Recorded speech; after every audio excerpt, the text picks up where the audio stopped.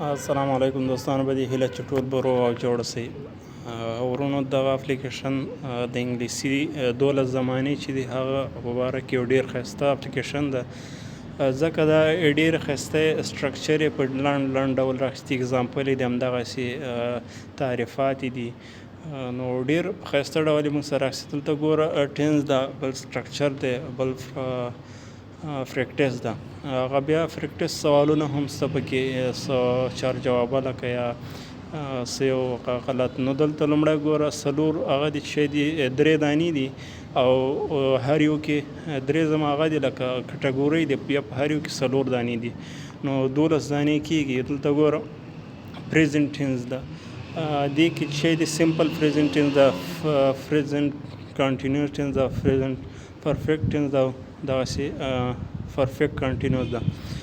بیا فاست ټینس ده او سمپل فاست ده، فاست کنټینیو، دغسې ټول څلور واړه دي کې دي. بل څه ده فیوچر ټینس ده، سمپل فیوچر او دغسې. بیا ګوره دلته چې هر یو ته ووایې لکه زه دا ووایم سمپل پریزنټ ټینس، دې کې موږ سره ګوره ډیفینیشن یې ده او پریکټس هم ده، تعریف یې هم لیکلی ده او سټرکچر یې هم لیکلی ده.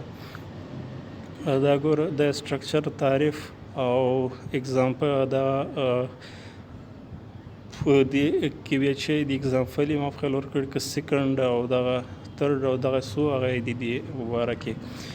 بل دی کې ګوره لاندې هغه هم شته ده، اګزامپل یې دغه دي په هر یو هغه کې ورکړي دي. دلته منفي سټرکچر کې اګزامپل شته، مثبت کې شته، سوالیه کې شته، دغسې نور چې دی دلته فرکټس هم شته ده. نو دغه چې ده ډېر ښایسته اپلیکېشن ده، ځکه ډېر په لنډ توګه یې راخیستي دي زمانې او ډېر ښایسته معلومات ورکوي دي، هر شی مکمل لکه سټرکچر، اګزامپل او تعریف، داسې اګزامپل دي. نو د ټولو یې مکمل راخیستي. دلته سوالونه هم شته ده، نو ډېر ښایسته یادېږي له دغه هغه نه. ډېر وړوکی 2.5 MB ده، ډېر ځای هم نه نیسي اپلیکېشن، ډېر ښه اپلیکېشن ده او ډېر لنډ یې راخیستي دي.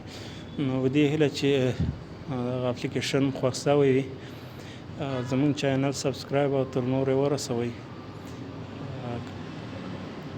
انشاءالله بله ویډیو به مو همداسې یوه جالبه وي. تر بیا د الله په امان. السلام علیکم ورحمة الله وبرکاته.